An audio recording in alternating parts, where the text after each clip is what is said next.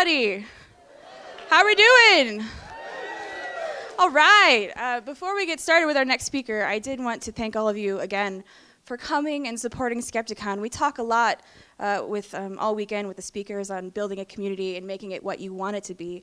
And all of you make Skepticon, and you make it so awesome. So thank everybody in this room for being a Skepticon. Thank you. Okay, our next speaker has won Emmys for being on The Stories, as my grandma says. He has a YouTube channel called Theoretical Bullshit, and yes, and in the words of a great mind of our time, Derek Zoolander, he is really, really ridiculously good looking. Everybody, Scott Clifton. Turn on the mic. Turn on the mic. Testing. Oh, cool, it works. Hi, guys. Oh, it just got really dark. I'm afraid of the dark. Nobody told me. Okay, so I'm told that I have to click on something here, and then it makes this thing go, right? I don't know technology. Play from start. Is that it? Yes! Yeah. Okay, sorry. I'm going to stop celebrating myself. Wow, this is so cool. Thank you so much for having me here. This is really exciting for me. There's a lot of people here that I look up to and have learned a lot from, so it's a real privilege just to be standing on this stage right now. Oh wait, is that working?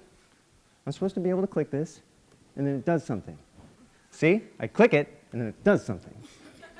It just doesn't do something when I click it. Yeah, spacebar. Not the click, it's the spacebar. Okay, I'm learning. I'm sorry, I'm learning. Okay, so I'm going to be talking about something that has been kind of rolling around in my head for a while now, and it's really a combination of a few different ideas, a lot of which have been proffered before by people a whole lot smarter than I. But then there are a couple of things I'm going to be saying that I haven't heard before and haven't said before. And so basically, I haven't gotten feedback on this. So I hope you know that there's a tentativeness lurking over the shoulder of my bravado. I also want to say that while the case I'm going to be making is philosophical in nature, it does pertain largely to science. And as a high school dropout, I want to express my humility in this area and invite anyone who catches me saying something false to please come up and find me afterwards and correct me. Okay, well, I've gotten my disclaimers out of the way. That's good. I want to talk to you today about words. Not words in general, not linguistics or anything like that, but a couple of very specific words and how it is I think we're misusing them. Because I think that sometimes we trick ourselves with the language we use, and in doing so we make certain conversations, important conversations, a lot harder to have.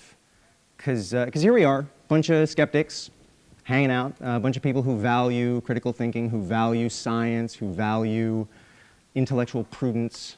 And we get together at events like this and we sort of worry out loud with one another in our own ways about the majority of people in the world who don't appear to value these things, at least not judging based on the kinds of claims they make about reality, the reasons they give for believing these claims, how they let these claims inform their politics and their ethics and their behavior and so forth. Something like 74% of Americans believe that the universe was somehow willed into existence by an infinitely powerful, oddly opinionated, disembodied consciousness that exists in some non-physical dimension of reality.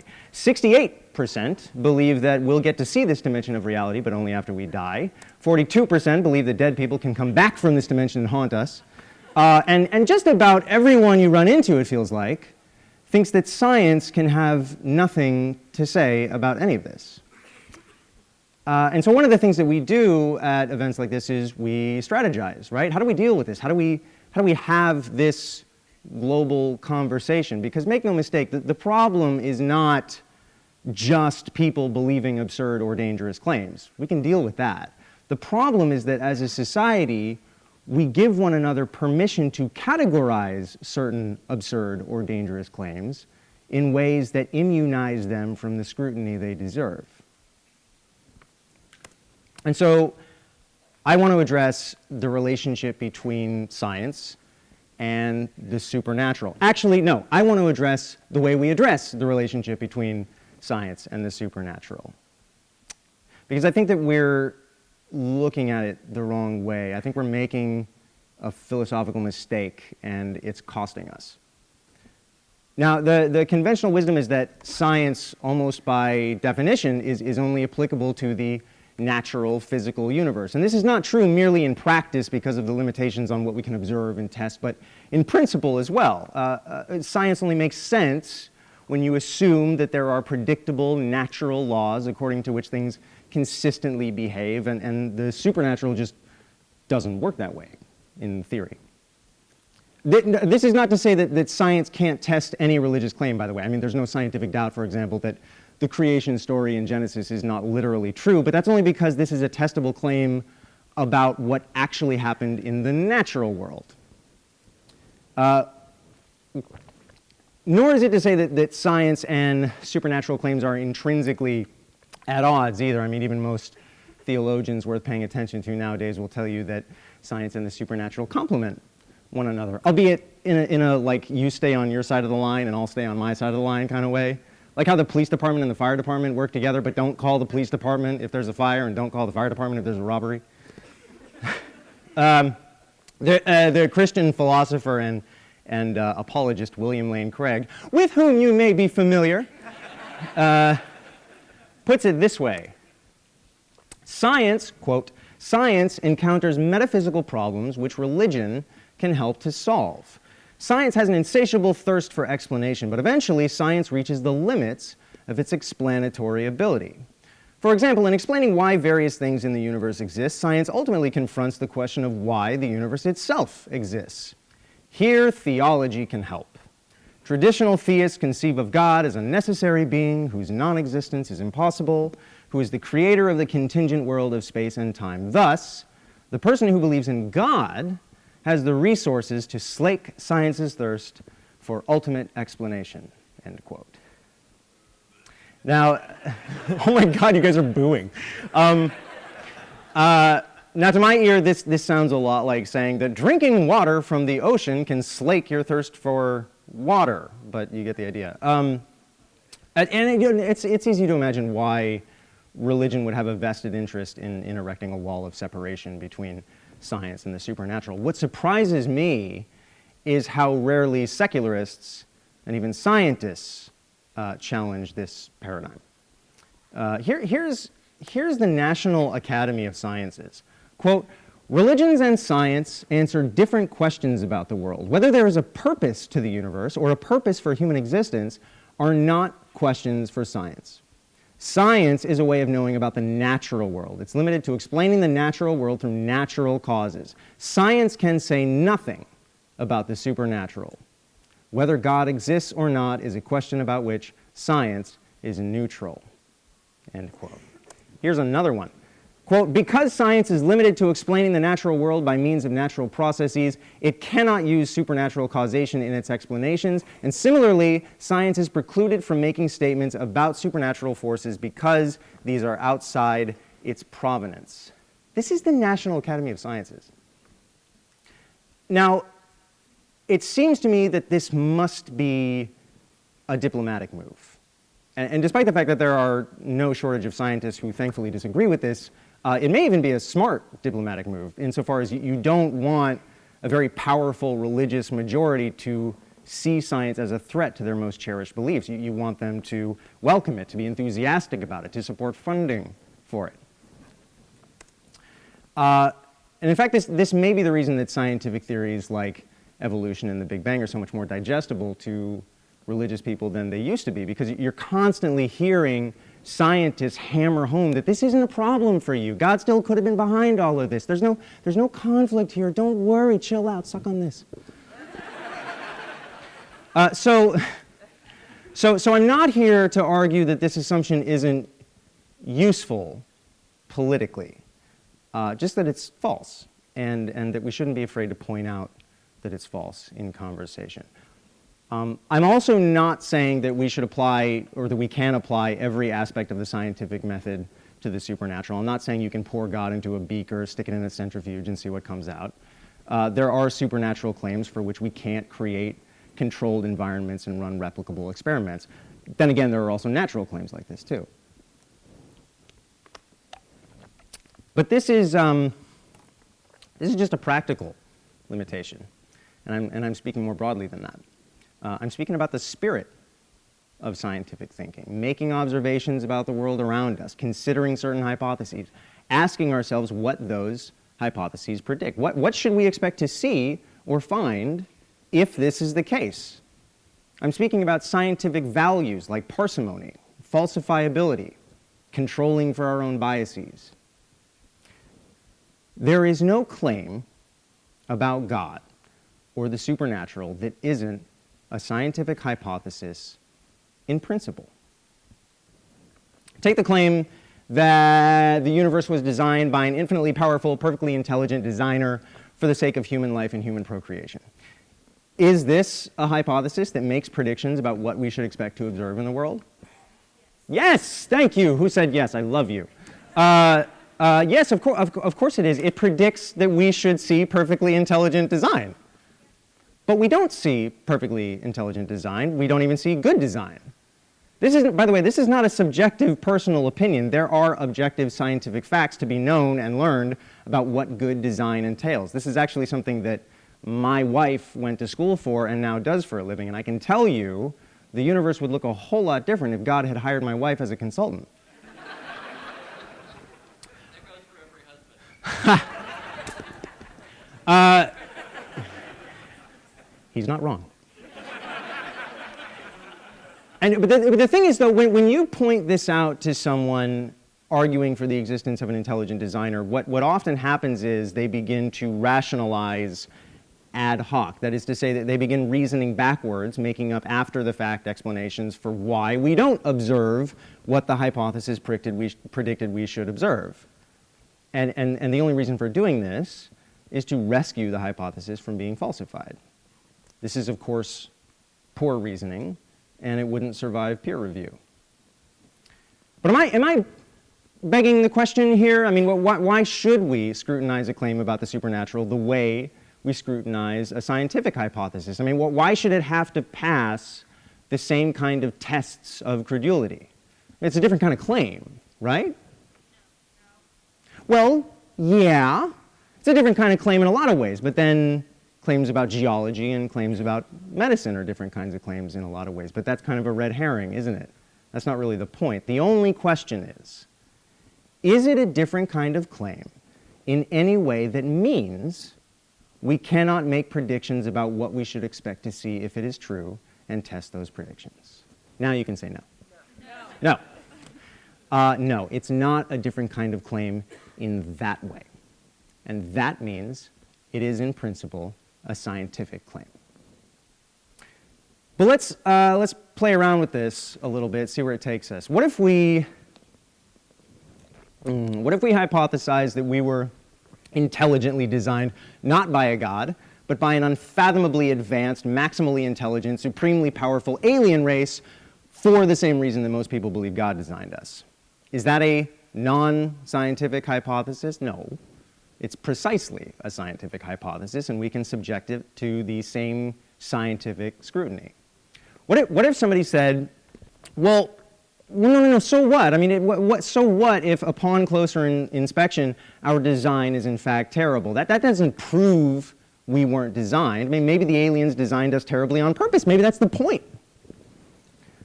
Would that survive peer review? No. Because now you've just forfeited that initial observation about the world that prompted you to make the hypothesis in the first place.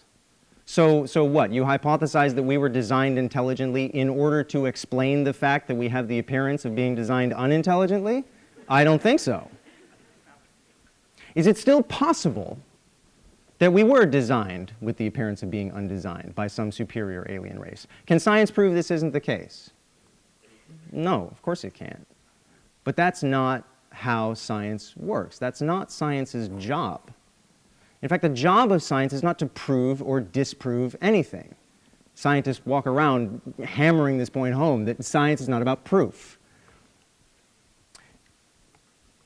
Science is about constructing a model of reality that best accounts for all the data we have available to us while making the fewest assumptions possible. That's it. So try an experiment next time you're at a party. This will be fun. Tell everyone who will listen that you are convinced that we are all living inside the Matrix. You're convinced. You know this.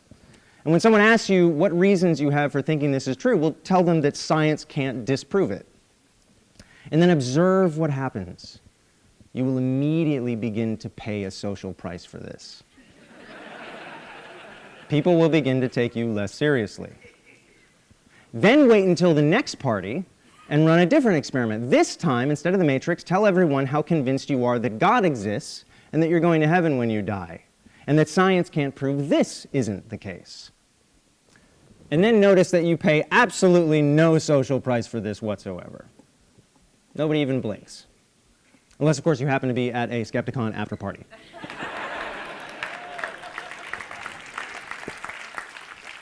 But this is the problem, because both of those interactions should end the same way. And the reason they don't is because so many people view the second claim as more privileged than the first.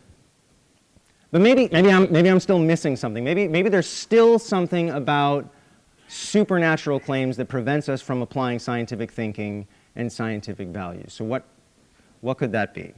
One possible objection is that with the supernatural, as opposed to the natural, we just don't know what we should expect to see if a given hypothesis is true, right? In other words, there's a crucial step to the scientific method that can't be performed with respect to things like God or souls or the afterlife, because science itself can't tell us whether we're actually making the right predictions based on the hypothesis.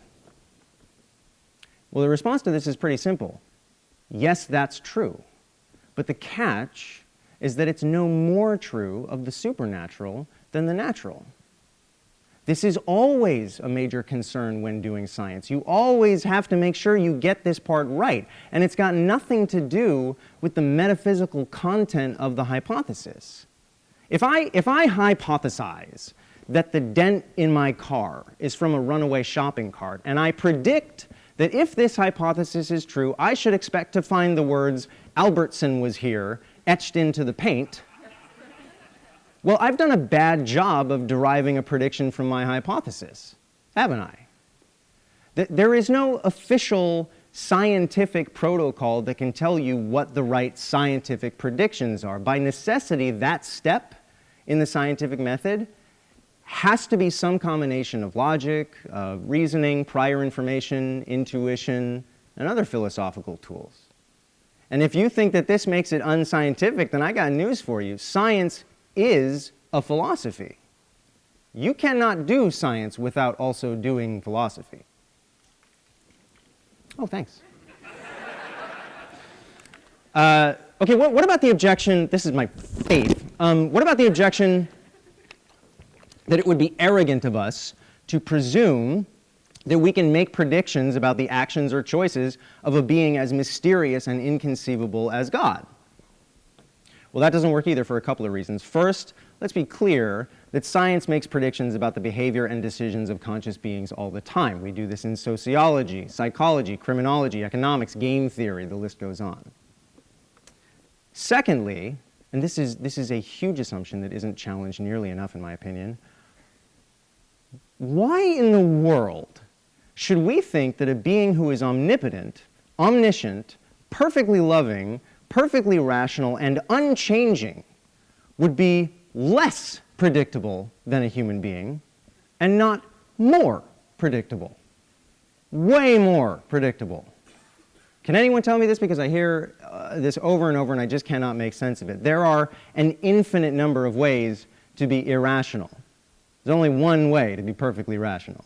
There are an infinite number of ways to change. There's only one way to be unchanging. The mystery pertaining to God is not about, the mystery pertaining to God is about how he could exist and work and function and make things happen with his mind, but it's not about what God should be reasonably expected to do. And in any case, I find that this claim is often predicated upon a double standard because The same people who will deride you for daring to predict the will of God are usually the same people who, in the very next breath, will tell you with unfailing certainty exactly what God wants or what God would never ever do.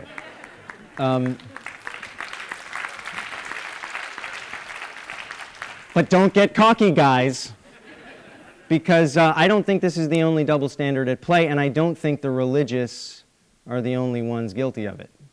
I'd like to reread you part of the statement from the National Academy of Sciences I read earlier. Quote, "Religions and science answer different questions about the world.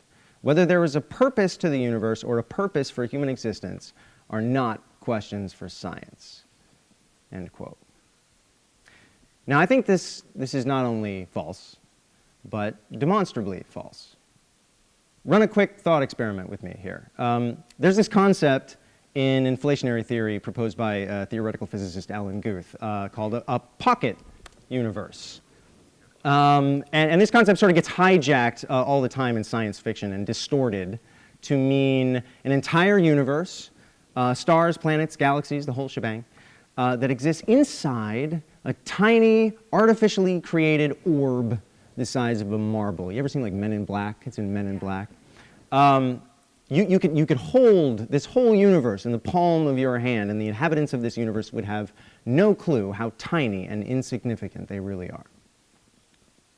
Well, what if it turns out that our universe is actually just such a thing?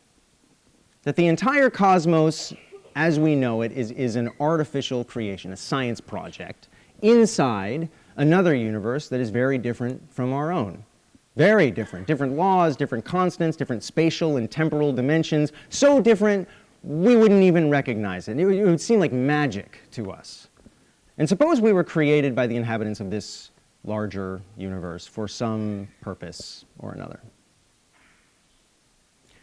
Is there any doubt that the National Academy of Sciences would regard this as a scientific claim, however implausible?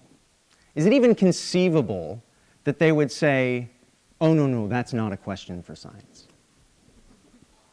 Of course not. It's precisely a question for science. Clearly, what makes the idea of God so scientifically untouchable is not that he created us for a purpose. It's not that he exists outside of or prior to the universe. It's not even that he resides in a world that would be unrecognizable to us, or that he has capabilities that are beyond the comprehension of our primate brains. Is it that God and heaven and souls and angels are simply non-physical? Is that it? Not made of matter and energy like everything else we can observe? I don't think so. Just because they aren't this kind of stuff doesn't mean they aren't some kind of stuff. They're not nothing, so they're something. And as I've already argued, there is nothing about this something that is immune to scientific thinking and scientific values. So what's the difference? Because we have to figure it out. I mean, we have to pinpoint the thing that is doing the work of making God and other supernatural claims off limits. Could it be that what's doing the work is actually just a trick of language? Here's my pitch. You ready? If you believe in God, if we are assuming that something like God exists, then we are misusing words like nature and natural. Or at least we're using them misleadingly. Because I think that might actually be what this is all really about. The National Academy of Sciences might object that even if our universe is just a confection inside another universe, that universe, however foreign and unrecognizable, is still natural, whereas God is not. God is supernatural. But that's the rub. Try on for a moment what a belief in God really entails about reality. Imagine if this really were true. Well, it means that the most basic, fundamental, unaltered state of reality, the default state of reality, before anything gets created, before anything happens, is that there is this being that just exists for no reason and with no cause. No reason because there's nothing else available to have a reason for its existence. No cause because there's nothing to do the causing. This being is just there, naturally. Not supernaturally. The prefix super means, the prefix super means above or beyond. But in this case, there's nothing else to be above or beyond. If this being really exists, our universe is not the thing that's natural. In fact, if anything, we would be decidedly unnatural. We're contrived. We're created. We're manufactured, artificial. Whatever reality God finds himself in, that is the natural world. So I think this age-old paradigm of natural over here versus supernatural over there only serves to confuse us. The word supernatural is really a misnomer. There is no space in which we can map that word onto reality in a way that will actually make sense. There is no beyond natural. That's incoherent. Whatever it goes further than natural is just more natural. But language tailors our thinking. And it often is how we allow ourselves to conceptualize something. And I actually happen to think that this particular point of confusion is effectively the Berlin Wall between science and religion. And once we tear down this wall, we'll begin to realize that this default world, the world God finds himself in, must itself be governed by predictable natural laws. Now, this is where someone religious gets very uncomfortable. But if you don't believe me, ask yourself this. How is it that God willing something to happen works? Why is God's will effective? This is an important question because if you believe in God, you believe that whenever God wills something to happen, that thing happens without fail. It doesn't happen in some instances and not others. It doesn't partially happen. The natural state of reality that God finds himself in consistently and predictably behaves in this way. Remind you of something? This is a subject that in my experience, most theists do not want to think too hard about.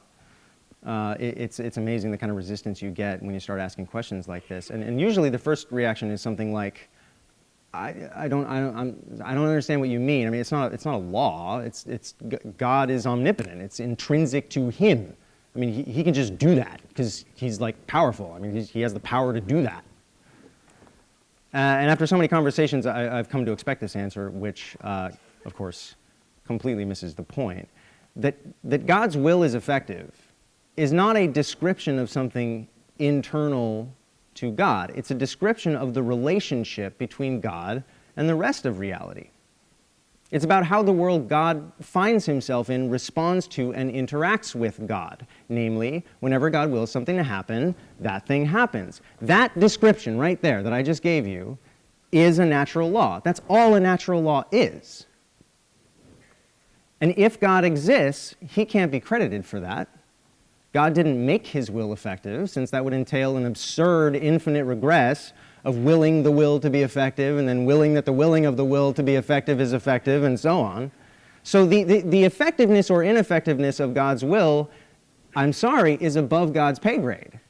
It's a simple fact. It has to be a simple fact about the reality in which God finds himself. So to say that God is omnipotent doesn't really answer the question. What makes God omnipotent is these laws of nature. In exactly the same way that what makes someone able to bench 200 pounds is the laws of physics. The ability to bench 200 pounds is not some property that's intrinsic to me. It's a relationship. It seems inarguably clear that there are laws of nature which would have to be antecedent to any of God's features or abilities. And by the way, this is just an example, this business about God's will. I mean, we could ask plenty of other questions that would deliver us to the same conclusion. I mean, why does God stay in existence instead of randomly ceasing to exist? Why does he have the traits and qualities he has instead of other traits and other qualities? And why are the traits and qualities he does have immutable? Why isn't God constantly, spontaneously changing? And by the way, the more specific the religious doctrine, the more specific the natural laws you're going to have to posit. Why did Jesus have to physically sacrifice himself to atone for the sins of the world?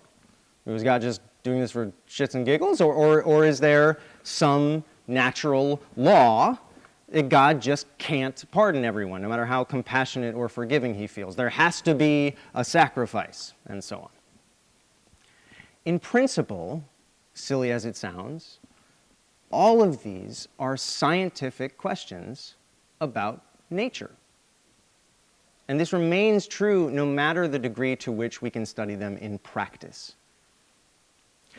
Let me be clear what I'm not arguing, by the way. I am not arguing that God requires a God, that these natural laws require a lawgiver of some sort, that we don't think this is true of the law of physics, and so there's no reason to think it would be true of these laws. Natural laws are not prescriptive, they're descriptive, they're just statements, they're just observations about the way reality happens to consistently and reliably behave. And if it turned out that there were some deeper explanation as to why these laws are the way they are, then that's a scientific question as well. And it's a question that should be just as interesting to the religious as it presently is to the secular. Okay, let me see if I can wrap this up in a neat little bow. What I hope to have shown today is that as far as science is concerned, the distinction between the natural and the so-called supernatural, between religious claims and non-religious claims, is actually an illusion. It turns out that the moment you look closely, the distinction disappears. Everything about religious claims we can point to that is supposed to inoculate them from scientific values is either false, or a misunderstanding of science, or true, but no less true of other claims that we do accept as scientific. And it seems to me that when all is said and done, the thing about religious claims that makes us so badly want to shelter them from scientific scrutiny is not actually a fact about what those claims are. It's a fact about why we believe them. Intelligent people don't give one another permission to believe a scientific claim for bad reasons, but they do give one another the same exact permission for religious claims. And I think that we are victims of our own vocabulary. I think as a secular community, once we stop acquiescing to the language that fools us into thinking that these two things are different, we'll finally be able to have the conversation that we've needed to have for so long. Thank you.